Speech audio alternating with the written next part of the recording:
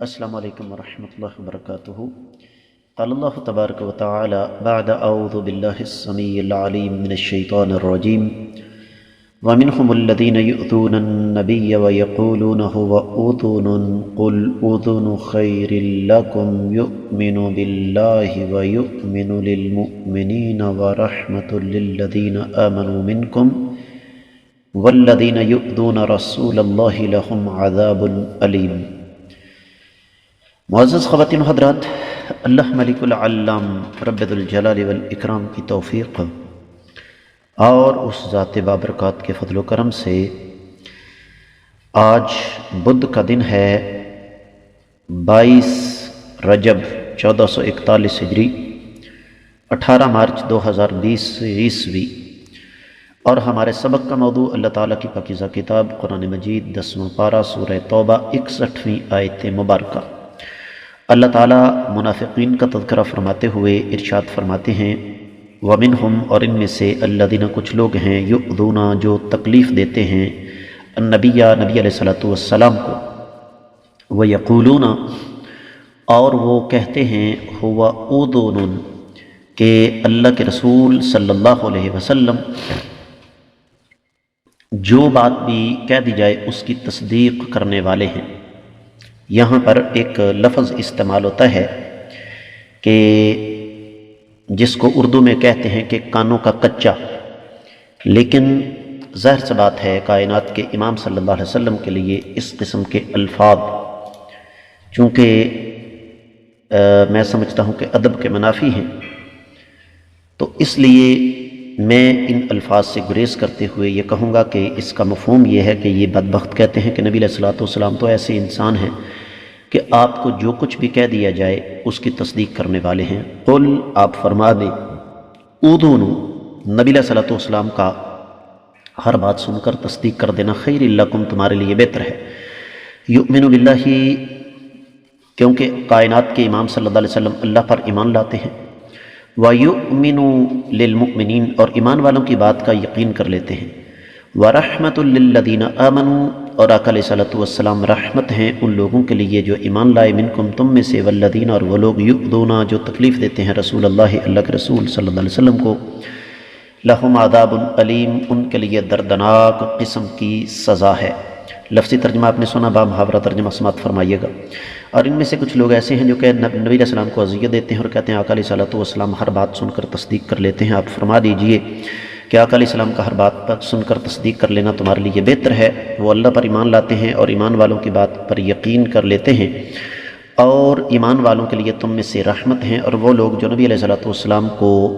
اذیت دیتے ہیں ان کے لیے دردناک قسم کی سزا ہے۔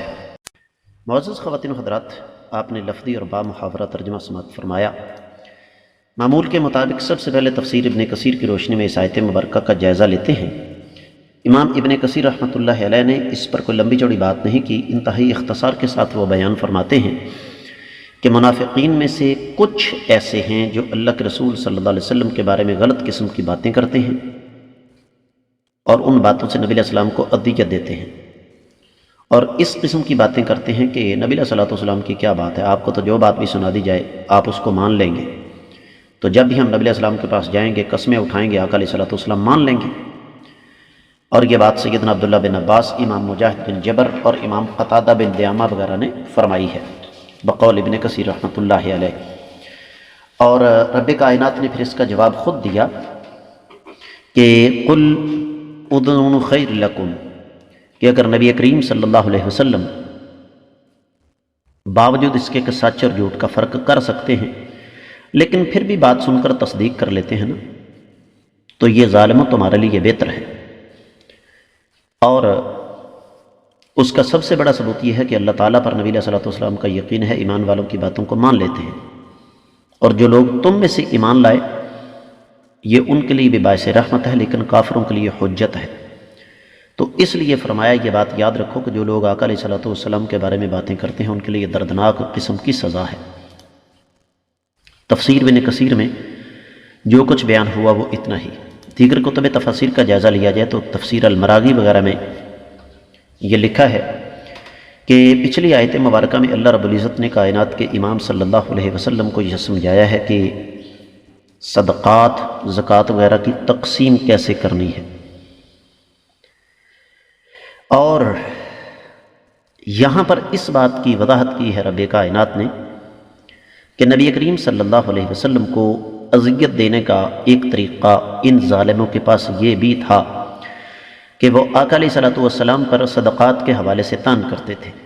اور یہ دوسری قسم ہے نبی علیہ صلاۃ والسلام کو تکلیف دینے کی۔ اسی طرح تفسیر لباب النقول میں اس آیت مبارکہ کا شان نزول بھی موجود ہے کہ نبطل بن حارث نبی علیہ صلاۃ والسلام کے پاس آتا تھا اور آقا علیہ السلام کے پاس بیٹھتا تھا اور باتیں سن کر منافقین کو جا کر بتاتا تھا، تو اللہ تعالیٰ نے اس مناسبت سے یہ آیت مبارکہ جو ہے وہ نازل فرما دی۔ جہاں تک تفسیر کا تعلق ہے تو اہل علم یہ لکھتے ہیں کہ رب کائنات نے یہاں لفظ منہم استعمال فرمایا۔ منہم کا مطلب یہ ہے کہ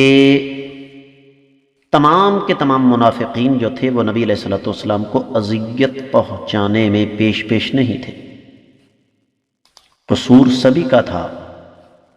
لیکن یہ جو مرد جس کا تذکرہ یہاں اللہ رب العزت نے کیا ہے وہ کچھ منافقین میں تھا،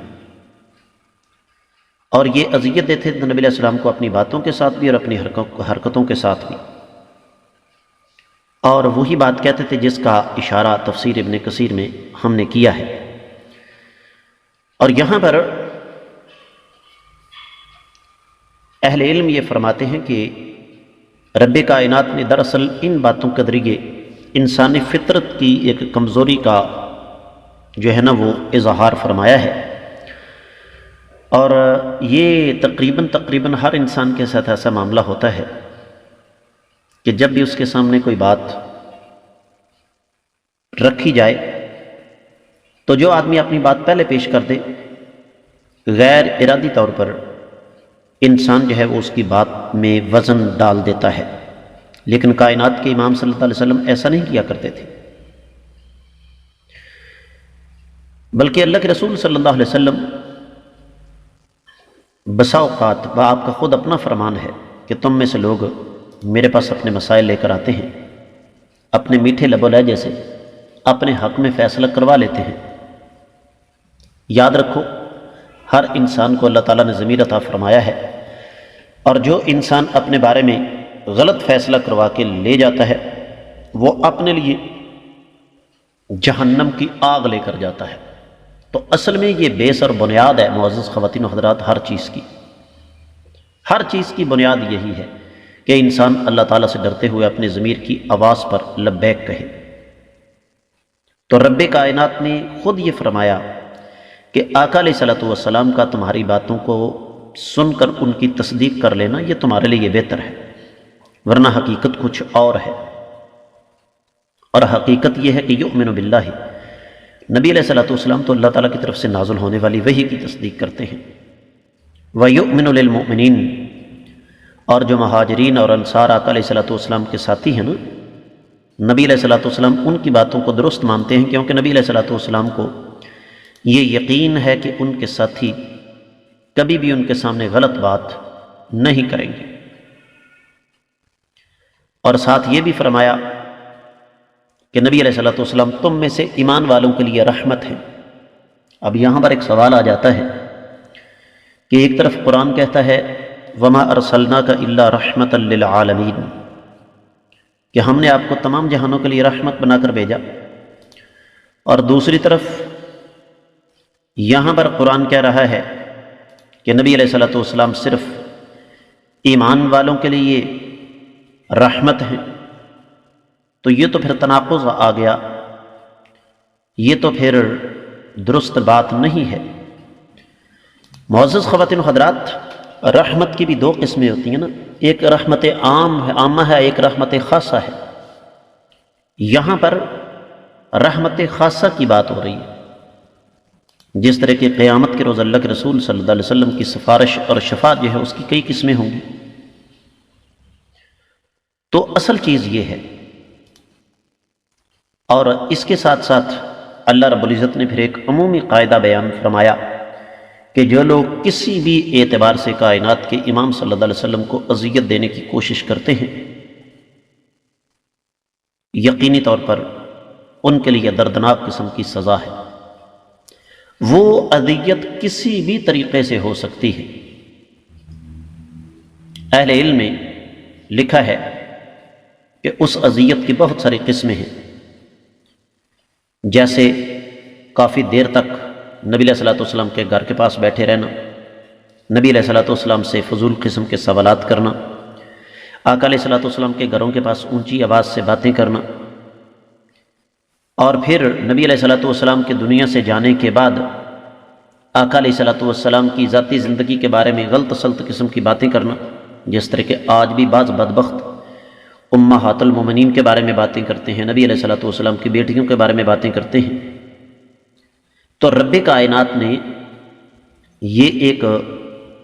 قیامت تک کے لیے اصول ہمارے سامنے رکھ دیا کہ کائنات کے امام صلی اللہ علیہ وسلم کی زندگی میں یا آپ علیہ الصلوۃ والسلام کی وفات کے بعد کوئی بھی ایسی بات کرنا جو نبی کریم صلی اللہ علیہ وسلم کی شان کے منافی ہو، جو بدبخت ایسا کرتا ہے اس کے لیے دردناک قسم کی سزا ہے، اور یہ ایک خطرے کی گھنٹی ہے ان بدبختوں کے لیے جو ان امور کو ممبروں پر بیان کرتے ہیں جن پر بات کرنے کی ضرورت ہی نہیں۔ سیدہ عائشہ رضی اللہ تعالیٰ عنہ پر بہتان لگا، آج بعض بدبخت اس کو بڑا اٹھاتے ہیں۔ دیگر امور ہیں جن پر بات کرنا ایک مسلمان کی شان کے منافی ہے۔ تو یہ آیت مبارکہ کے لیے آیت مبارکہ نہیں، بڑا ہم سنگ میل ہے، اس میں ہمارے لیے بڑے سبق ہیں، ان پر غور کرنے کی ضرورت ہے۔ اللہ تعالیٰ سے دعا ہے کہ اللہ تعالیٰ ہمیں اس بات کی توفیق مرحمت فرمائے۔